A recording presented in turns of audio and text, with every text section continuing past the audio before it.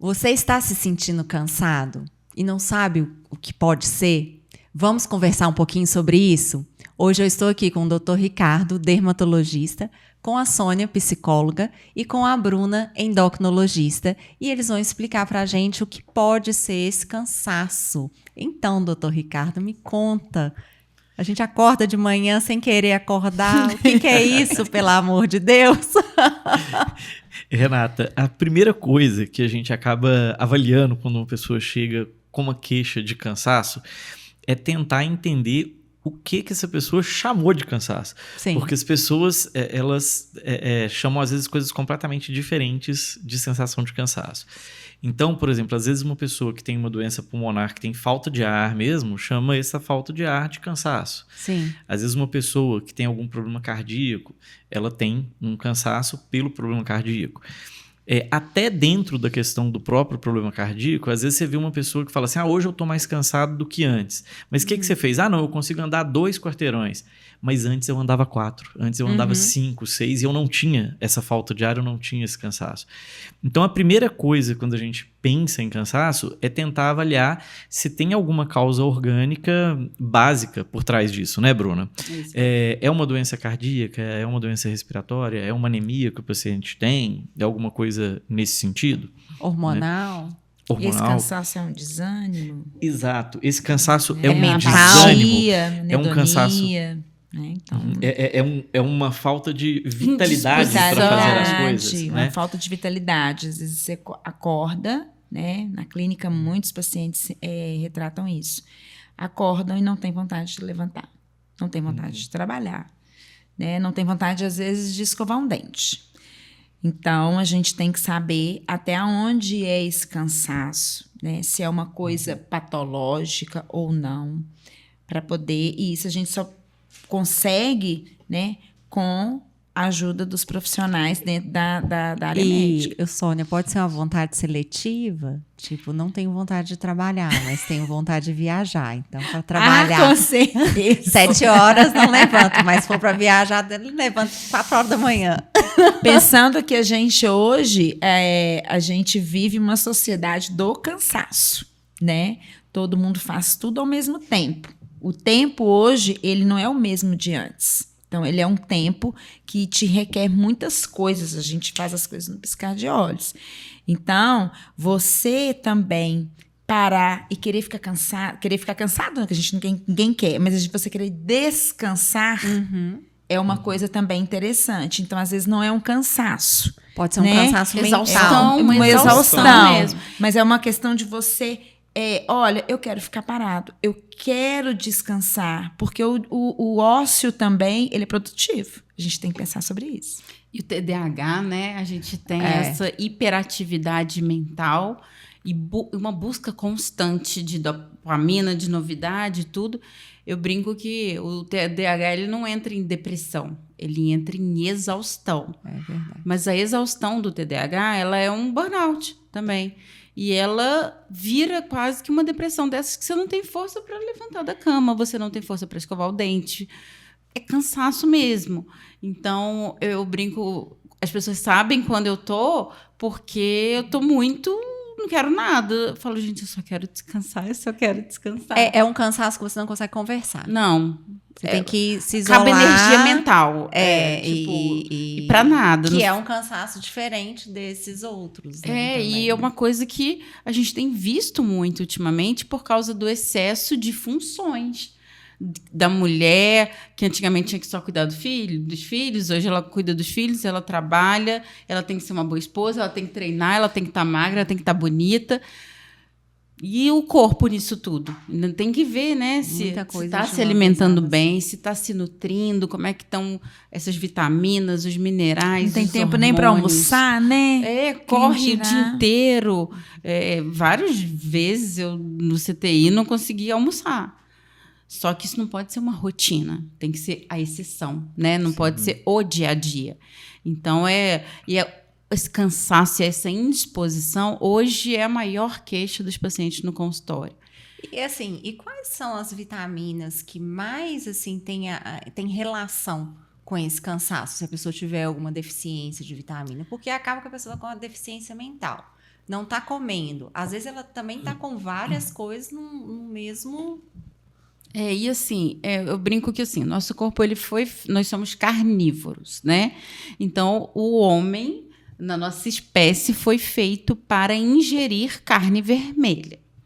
E tem modismo, tem o veganismo, o pessoal que não come carne vermelha em hipótese alguma. Essas pessoas, elas vão ter deficiência da vitamina B12 e ela é uma das principais causas hoje de desnutrição. E aí dá todos esses sintomas. Então, para mim, as duas mais importantes é a vitamina D, que a gente fala que é a vitamina do sol. Então, nós vivemos num país tropical e muita gente tem deficiência da vitamina D, porque são dois mecanismos. Eu preciso ingerir e depois ativar, né, na pele e tudo. Então, são dois mecanismos diferentes. Mas a vitamina D, é interessante isso que você está falando, Bruno, porque assim, as pessoas no Brasil, elas têm esse conceito assim, não, mas eu pego o sol e vai estar bom. Mas as pessoas esquecem que assim, apesar da gente ter uma produção endógena de vitamina D, ela é uma produção muito pequena. Ineficaz. O que o sol faz, na verdade, é uma ativação dessa vitamina para que ela fique na sua forma mais ativa no organismo. Exato. E a maior parte dela é de ingestão exógena. Você tem que ingerir via alimentação. E de alimento, e de alimento que é muito rico em vitamina D, em especial o que a gente tem é em peixe de água fria. Nossa, eu ia falar isso agora. E aí, o que acontece? Quem mora em região litorânea no Brasil ainda tem uma ingesta de peixe que é razoável.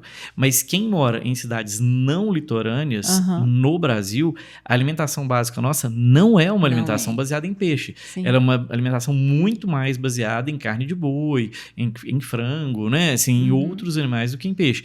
Então, ter uma vitamina D baixa em zona não litorânea é quase a regra e não a exceção, né, Bruna? Então, a pessoa tem que ficar atenta, ela tem que suplementar. E um dos fatores, por exemplo, na psicoterapia, quando o paciente procura, né, o consultório, né, para poder fazer uma terapia, queixando de um desânimo, né, de uma falta de vontade de fazer as coisas, né, não tá com ânimo. A questão eu não tenho ânimo. Então, uma das principais coisas que a gente precisa conversar dentro da anamnese é como que você, né, qual foi a última vez que você procurou o seu médico?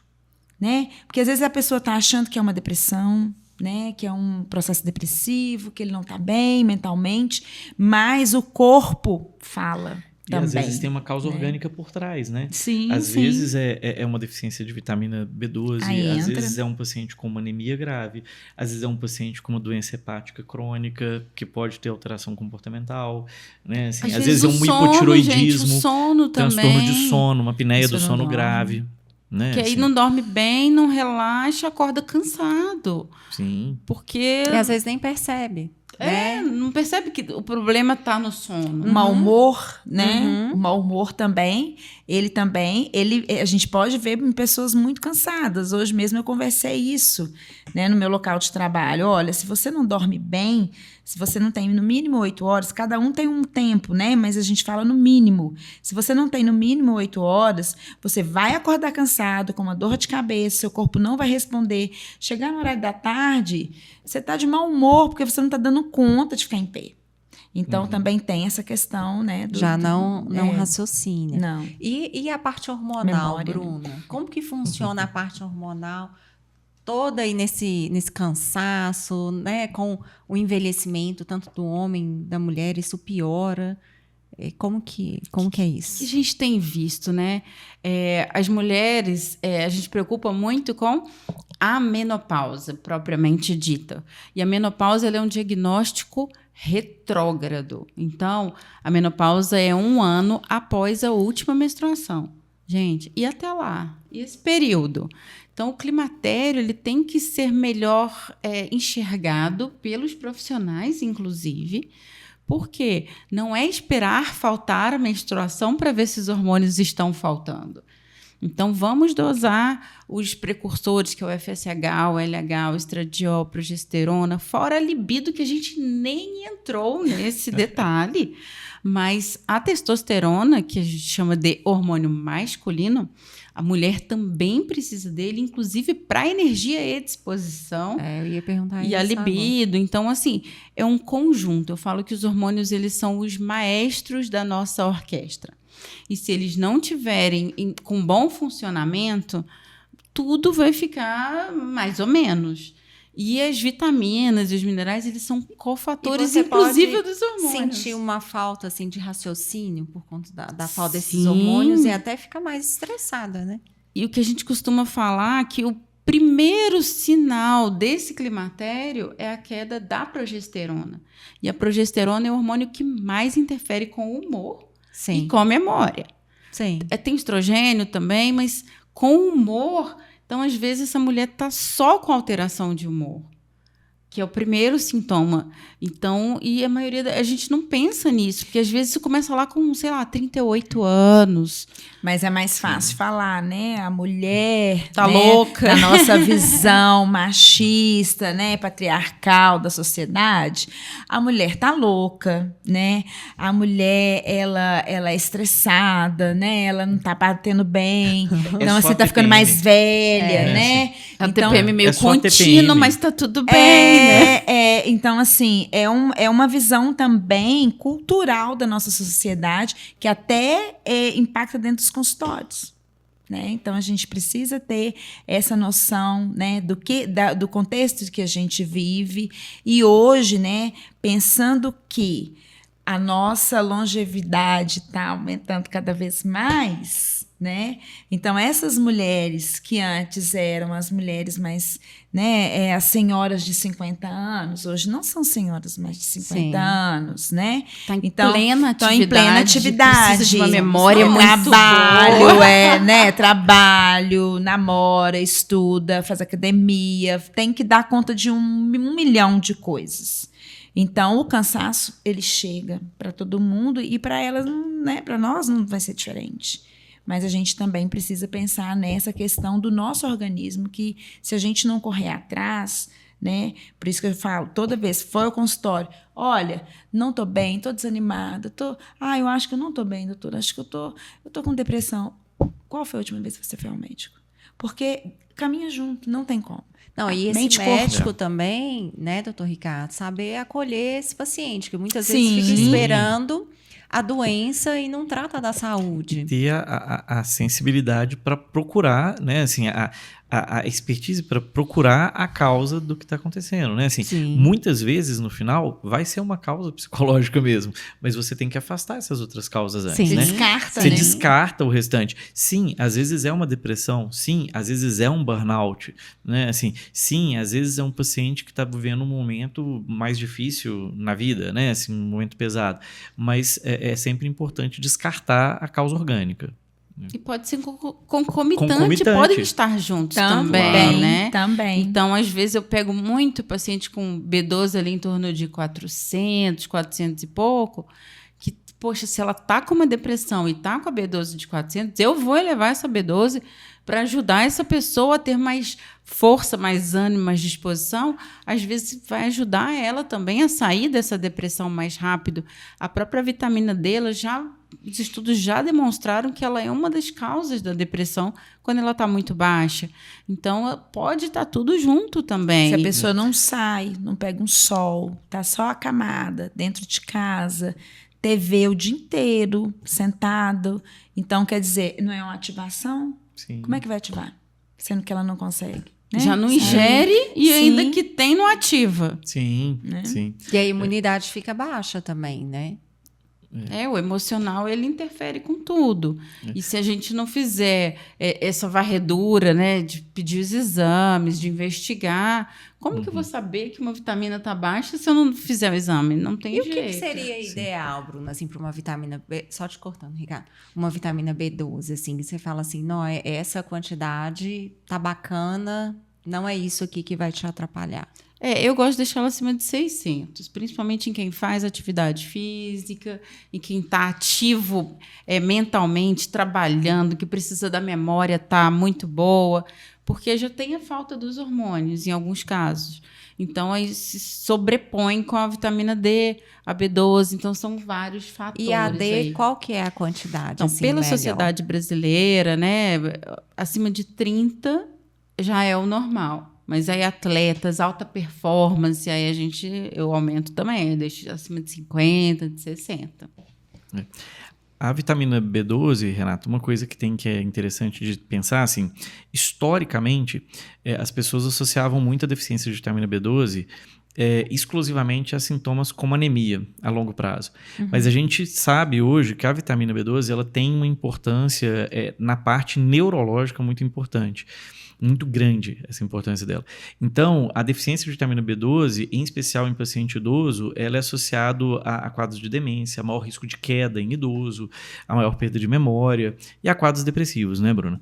E a Bruna começou a falar isso antes, assim, a vitamina B12, ela praticamente só é encontrada em carne. Ela não é encontrada em outros alimentos de origem vegetal. Então, independente do motivo que a pessoa não tenha o consumo hoje, né, assim, que seja uma pessoa que é vegana por escolha própria, né, assim, por exemplo, ou uma pessoa pela própria idade, porque em especial a partir de 60 anos, você pode ter também uma certa atrofia do estômago e produzir menos uma substância que é a que faz com que você absorva a vitamina B12. Então, assim, em pacientes jovens, geralmente a maior causa de deficiência é alimentar. Em paciente idoso, não. Em paciente idoso, na maior parte das vezes, comendo, é porque a pessoa come, mas ela não consegue absorver. E aí, também não adianta você fazer reposição oral, porque vai continuar não absorvendo. Né? Assim, então, acaba sendo importante a pessoa ficar atenta. Né? Assim, se eu optei por ser vegetariano, que eu dose e reponha. Se eu sou uma pessoa pós-cirurgia bariátrica, você tirou um pedaço do estômago, você produz menos fator intrínseco, você absorve menos. Pro resto da vida ela vai ter que vigiar, porque de tempos em tempos ela vai ter deficiência e vai ter que repor, né? Assim, porque ela produz menos o fator que absorve a vitamina, então ela tem uma absorção deficitária de B12. Então isso acaba sendo importante para os pacientes assim, a longo prazo, né? Assim, até para evitar complicações, né? Assim, como essas que a gente está falando. Fora que tem um mito também, né? De eu como a carne e eu não tenho digestão boa. Sim. Eu falo, gente, não é isso. A carne ela é mais difícil a digestão mesmo. E o objetivo dela é te dar saciedade. Então, não é que você está empachado, você está saciado. Que esse é o objetivo dela mesmo. Então, eles têm muito esse mito, principalmente diabético. Não sei por quê. Eles inventam essa história para não...